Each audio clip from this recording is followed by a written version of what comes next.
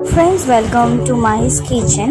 আজকের menu hot crispy dry honey chilli chicken. আর তার জন্যে আমি চিকেনের ব্রেস্ট পিস নিয়ে নিয়েছি, যেগুলো সলিড পিস হয়, তোমরা চাইলে সেটাও নিতে পারো।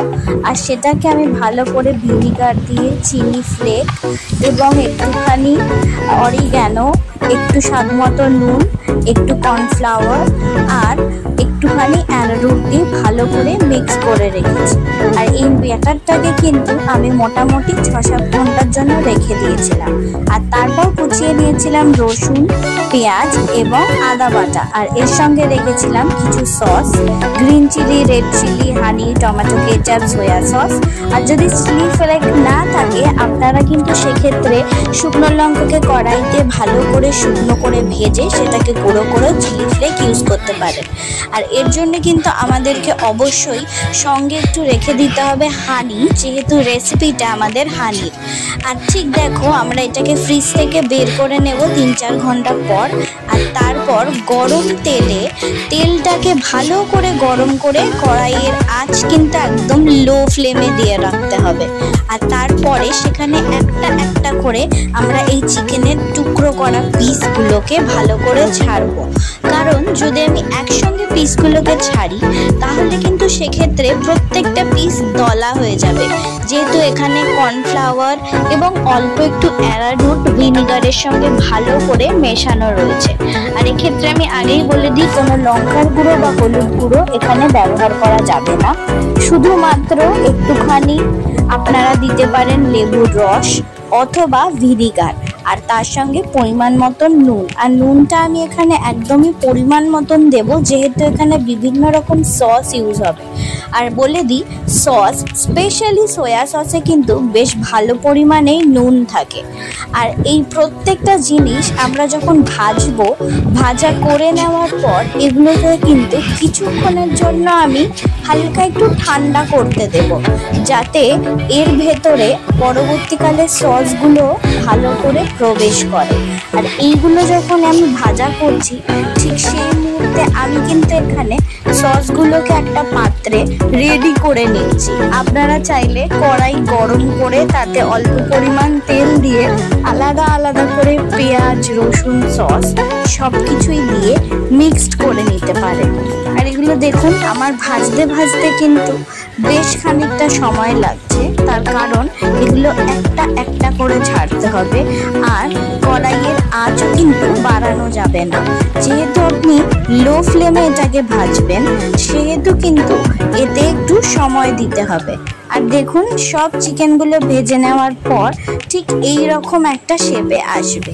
এটা কিন্তু এখনো প্রপার রেডি হয়নি।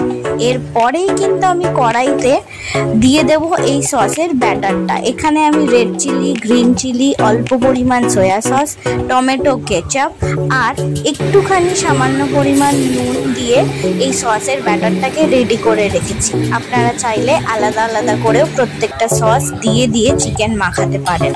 আমি এখানে রসুন, পেঁয়াজ এবং আদা বাটাকে ভালো করে ভেজে নিয়ে বাটিতে তৈরি করা প্রত্যেকটা সসের যে মিক্সচার, সেটাকে এর ভেতরে পুর করে দেবো।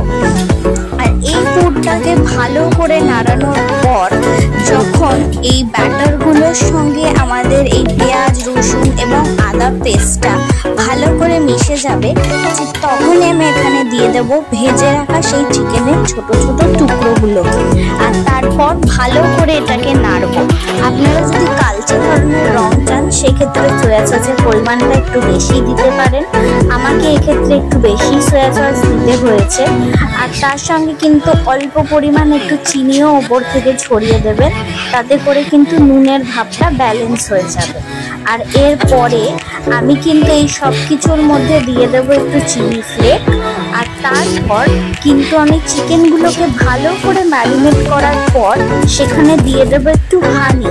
আর হানি দেওয়ার পরে কিন্তু বেশ কিছুক্ষণ আমাকে নাড়াচাড়া করতে হবে, কারণ যতক্ষণ এখানে তেল ছাড়বে আমাকে ততক্ষণ কড়াইতে রেখে এটাকে ভালো করে ড্রাই করতে হবে। যখন দেখবেন মাংসটার ভেতরে ভালো মতন মশলাপাতি মিশে যাচ্ছে, তখন আপনারা ফ্লেমটাকে একটু মিডিয়ামে দিয়ে দেবেন।